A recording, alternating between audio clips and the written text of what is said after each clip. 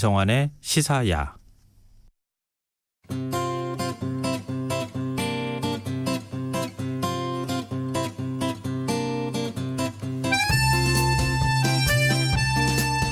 미국 대선이 100일도 채 남지 않았습니다. 도널드 트럼프 대통령은 올해 초만 해도 재선이 무난할 것이란 전망이 많았지만 코로나19 사태와 인종차별 시위에 제대로 대처하지 못했다는 비판에 직면하면서 미국 내 여론이 좋지 않은 상황인데요. 세계의 이면, 오늘은 3개월여 앞으로 다가온 미국 대선을 중간 점검해보는 시간 마련했습니다. 웨슨캐스터 전주현 씨 나와 계십니다. 안녕하세요. 네, 안녕하세요. 갑자기 3개월여 앞으로 다가왔다 그러니까 진짜 얼마 안 남았다. 네, 그렇습니다. 그런 생각이 드는데요. 네. 오늘로 미국 대선까지 꼭 며칠 남은 거예요? 92일 남았습니다. 92일요? 지난달 26일이 D-100일이었거든요. 네. 그래서 이렇게 좀 환산을 해보면 이제 92일 남은 셈이에요. 트럼프 대통령이 대선 연기하니 어쩐 이런 네. 얘기를 할 만한 상황이네요. 할만하죠. 분위기가 좀 별로 좋지는 않은데요. 다급한 시점입니다. 근데 민주당 조 바이든 후보는 어때요, 여론이? 지금 미국 ABC 방송 워싱턴 포스트가 7월 12일에서 15일까지 유권자 1000여 명을 대상으로 여론조사를 해봤거든요. 바이든 후보가 54%의 지지율, 트럼프 대통령이 39%, 그래서 바이든 후보가 15%포인트 앞선 것으로 나타났습니다. 근데 중요한 게요. 지금 이번 대선에서는 코로나 대응에 누가 잘 대처할 것 같으냐, 이 질문이 더 중요하다고 하는데요. 네. 바이든 후보가 54%, 트럼프 대통령이 34%, 그래서 20%포인트 차이가 나버렸습니다. CNBC가 또 실시한 여론조사에서도 바이든 후보가 평균적으로 49%, 트럼프 대통령의 지지율이 평균적으로 43%의 지지율을 보였어요. 근데 이제 이건 전국 단위고요. 정말 중요한 건 경합주의 표심인데요. 지금 경합주가 한 6곳으로 분류가 돼 있는데 그중 5개 주에서 바이든 후보가 6 내지 8%포인트 차로 트럼프 대통령을 앞서 있고요. 네. 딱 하나 노스캐롤라이나 주에서만 지금 오차 범위 내에서 접전이 벌어지고 있는 것으로 지금 나타났습니다. 지금 근데 중요한 건 최근의 여론조사, 그 이후에 실시한 7월 말쯤에 실시한 여론조사가 있어요. 네. 근데 전통적으로 텍사스, 조지아주는 공화당 주라고 분류가 됐던 곳입니다. 그래서 몇십 년 동안 전혀 표심이 변하지 않았는데 이제 이 남부 벨트에서도 트럼프 대통령이 바이든 후보에게 밀린다, 이런 여론조사까지 나오고 있는 상황입니다. 우리 지난 대선 때 2016 대선 때 네. 오판했잖아요. 그렇죠. 구글만 맞추는 알았다, 뭐 사람이. 이런 얘기가 나왔었는데 네. 이번에도 트럼프 대통령이 우리가 네. 너무 과소평가하는 거 아닙니까? 미국에 있는 분들, 동부 지역에 있는 분 얘기를 제가 들으니까 네네. 여기 아직도 인기 좋아요. 이렇게 그렇죠. 또 얘기하던데요. 네네, 인기 좋은 곳이 아직도 있긴 하죠. 그리고 지난번에도 다 틀렸다라고 얘기를 했는데 경합주에서 이기면서 선거인단을 대폭 가져가서 그렇지요. 전국 단위 득표는 힐러리 클린턴 후보가 오히려 더 더 많았고요. 높았죠. 네, 네. 그랬던 적이 있습니다. 근데 이번에도 그럼 역전을 할 수 있겠느냐? 물론 대선까지 지금 한 92일 정도가 남아 있으니까요. 판세가 바뀔 가능성은 얼마든지 있습니다. 왜 선거 앞두고는 모르죠, 어떤 사실은. 이슈가 또 발생할지 네. 모르잖아요. 그래서 가장 핵심적인 게 지금 상황에서는 코로나19가 꼽히고 있습니다. 이게 얼마나 빨리 진정이 되느냐에 따라서 이제 경제가 회복되는 속도가 달라질 수 있는데 지금은 경기가 좀 안 좋지만 경제가 회복되는 조짐이 나타나면 트럼프 대통령에게 더 유리해질 수도 있고요. 그래서 트럼프 대통령이 지금 가장 공을 들이고 있는 게 백신 개발입니다.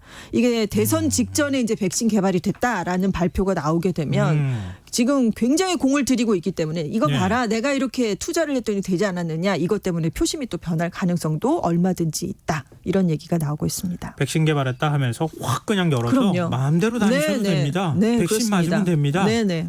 우리 수억 명분 확보했습니다. 그렇죠. 이렇게 나오면 상황이 내가 달라질 수 했다라고 있다. 그 얘기를 꼭 하겠죠. 네.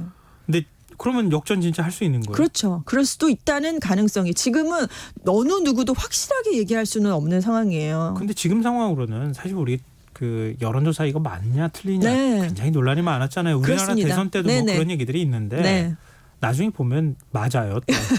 그러니까 그 오류를 2016년 때 너무 타격을 전 세계가 받았잖아요. 네. 그래서 그걸 많이 줄였다는 얘기가 또 나오고 있습니다. 이게 오판이 나올 가능성을 그들도 왜 노력을 그렇죠. 하지 않겠습니까? 네. 네, 분석을 많이 했다는 그 얘기가 있더라고요. 상학기대를 이제 다 없앴겠죠. 네, 사실 네, 여론조사 네. 기관들이 그렇습니다. 참기당했으니까 네. 그때 한번. 그렇습니다. 근데 현재로서는 네. 뒤집기 좀 쉽지는 않죠.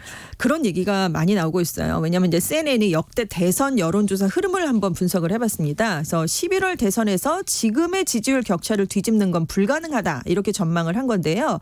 왜냐하면 1940년 이후에 현직 대통령이 출마한 역대 미국 대선의 여론조사 추이를 보면 본선 4개월을 앞두고 50%가 넘는 지지율을 기록한 후보가 진 적이 한 번도 없었다고 합니다.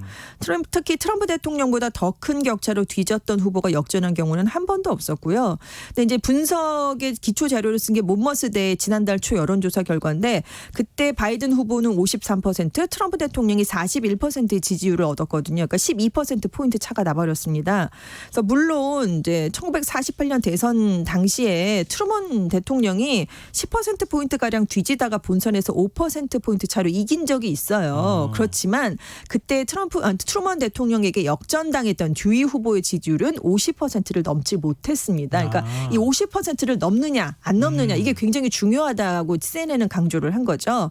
그리고 4개월 전 여론조사와 대선 결과가 다르게 나타난 경우를 보면 그때는 후보 간 격차가 그렇게 크지 않았었다고 합니다. 그러니까 한 3, 4% 내외에서 왔다 갔다 했을 때 이걸 뒤집었던 거지 지금 말씀드린 건 12%포인트 차라는 거잖아요. 그러니까 이걸 뒤집기는 좀 상당히 힘든 게 아니냐. 일반적인 여론조사 방법을 보면 네. 오차범위 바깥이다. 네. 이렇게도 흔히들 그렇습니다. 표현하잖아요. 네. 3, 4%포인트는 오차범위 내라고 네, 그렇습니다. 이렇게 얘기할 수 있는데 이런 여론조사 수치로만 보면 최근에 트럼프 대통령이 이 대통령 선거 연기하면 안 될까 이렇게 네. 얘기했다가 네, 한번 난리가 그렇습니다. 났었잖아요. 그게 뒤집어졌죠. 다 이런 것 때문에 그랬던 네. 거 아닌가 또 싶거든요. 그렇습니다. 지난달 30일에 바로 이제 트윗을 하나 올렸는데요. 코로나19 때문에 우편 투표가 활발해지면 선거 부정이 염려된다. 안전하게 투표할 수 있을 때까지 대선을 연기해야 할까라고 자기도 하자라고 얘기는 못하고 네. 해야 할까라는 이제 의문문을 제시를 했어요. 그런데 여당인 공화당에서도 절대 안 된다 이런 얘기가 많이 나왔거든요. 그래서 9시간 만에 선거 연기론을 바로 철수를 시켰습니다.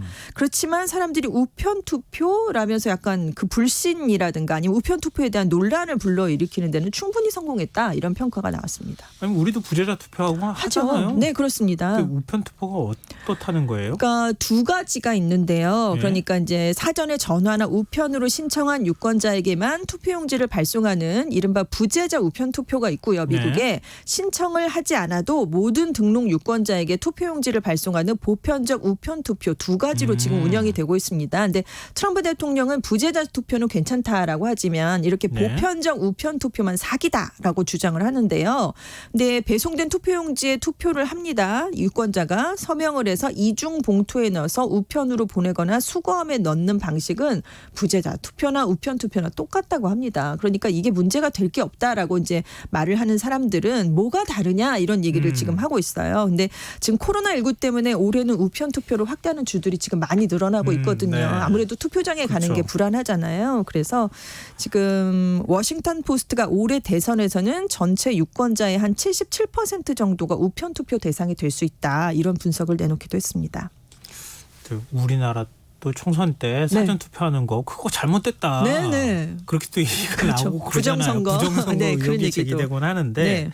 진짜 트럼프 대통령 주장처럼 우편 투표에서 부정이 발생할 가능성이 있긴 있어요? 없다라는 게 전문가들의 대부분의 의견인데요. 예. 거의 100% 우편 투표를 하는 주가 오리건주예요. 근데 2000년 이후에 20년 동안 유권자들이 5천만 표 이상을 행사를 했는데 이 중에 선거 부정으로 기소된 경우가 2건이었답니다. 그러니까 이게 0.000004%의 확률이래요. 그래서 벼락에 맞을 확률보다도 5배가 더 적다. 이렇게 지금 전문가들은 얘기를 하고 있습니다. 근데 지금 오리건주뿐만이 아니라 다른 세계 주에서도 1,400만여 표 중에 문제가 발견된 게 372표였거든요. 근데 이것도 비율로 환산을 해보면 0.0025%에 불과한 것으로 지금 조사가 돼 있습니다. 그러니까 전문가들은 굉장히 많은 안전장치가 마련돼 있다는 거예요. 그래서 네. 도난을 막는다거나 본인이 꼭 투표할 수 있게 담보하는 그런 여러 가지 장치가 있고 그리고 등록한 유권자에게만 투표용지를 발송하고 뭐 이런 것들이 있기 때문에 지금 나중에 유권자 서명을 또 진봉과 대조하는 시스템도 있다고 합니다. 네. 그렇기 때문에 정작 문제는 선거 사기나 부정이 아니라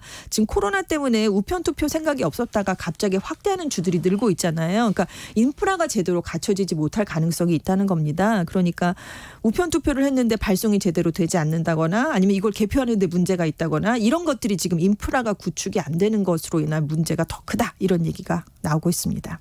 근데 뭔가 우편 투표를 시비 삼는 것은 네.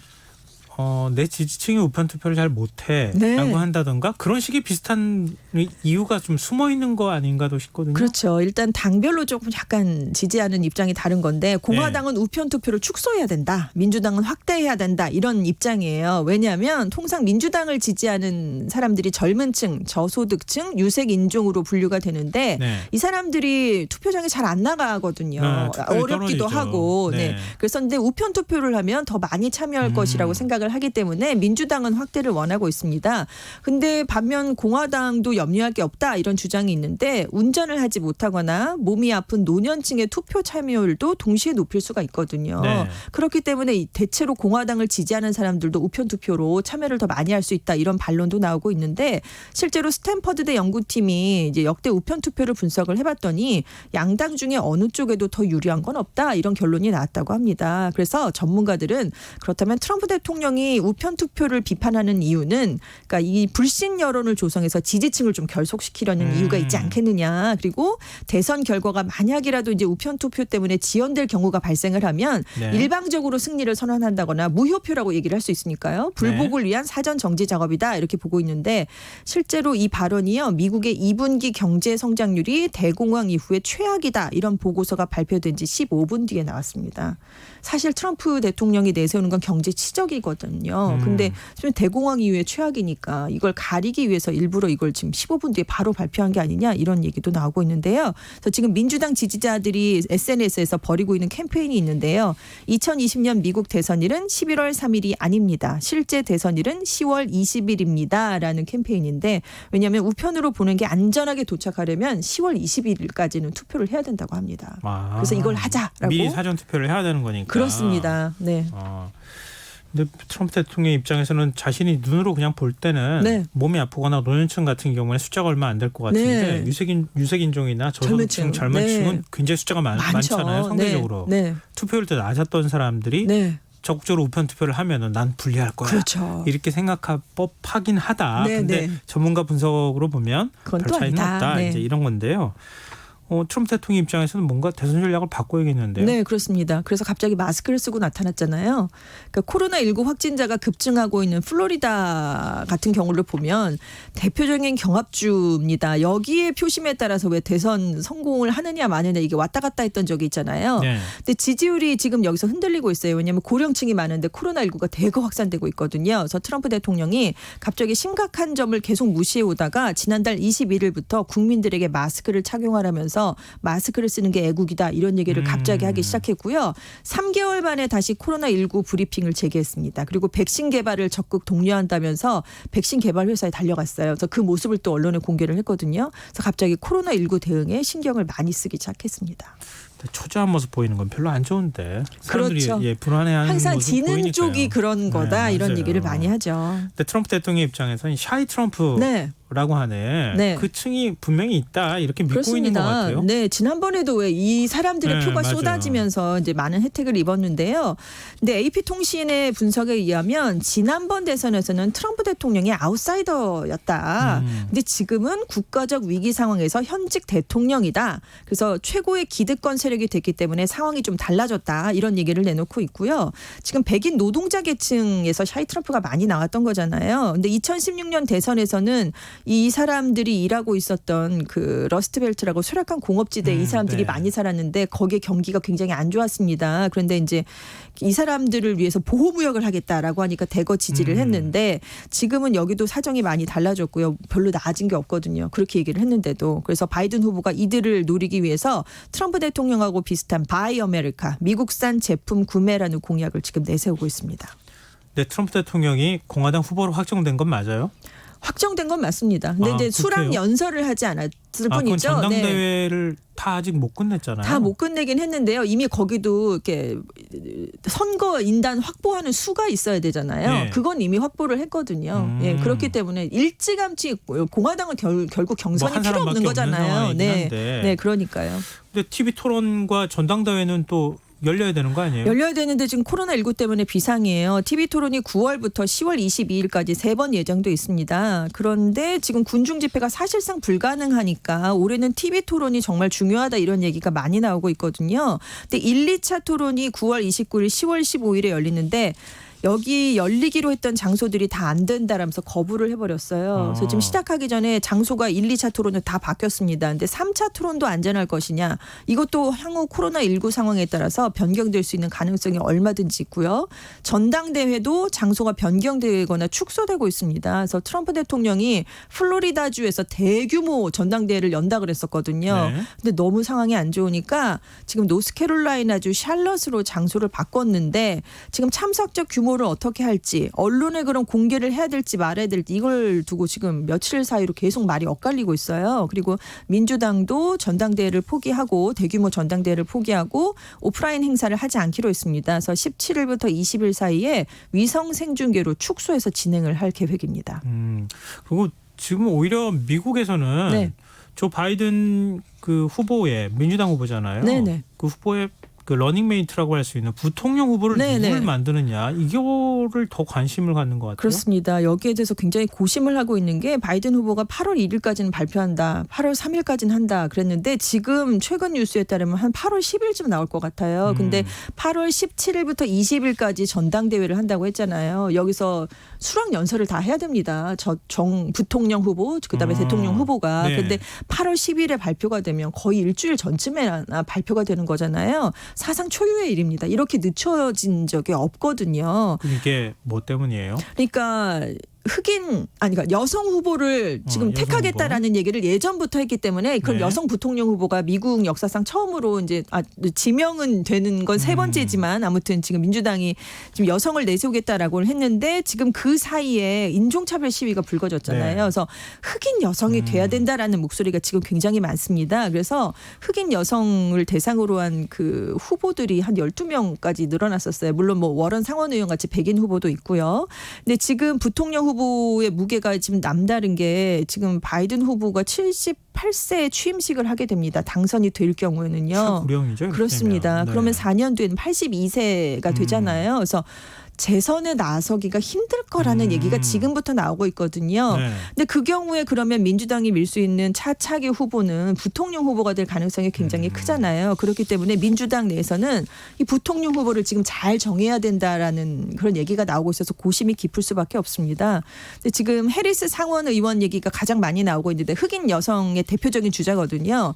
근데 이분이 굉장히 정치적인 야망이 많은 사람으로 알려져 있어요. 그런데 민주당 내에서는 바이든 후보를 또 공격했던 적이 있기 때문에 당내 경선에서. 네.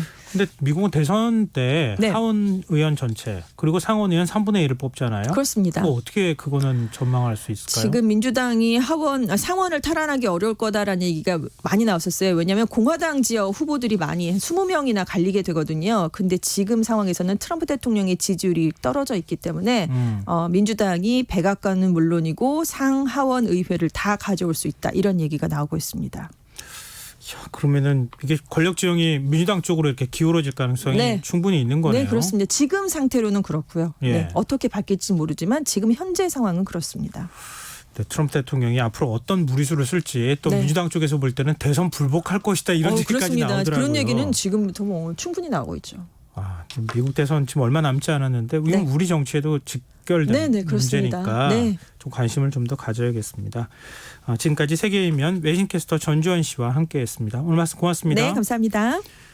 지금 재난재해 속보가 또 들어와 있습니다. 내일 새벽부터 많은 비가 예보되어서 대전, 세종, 충남 지역의 산사태 위기경보가 지금 경계 단계로 상향 발령됐습니다.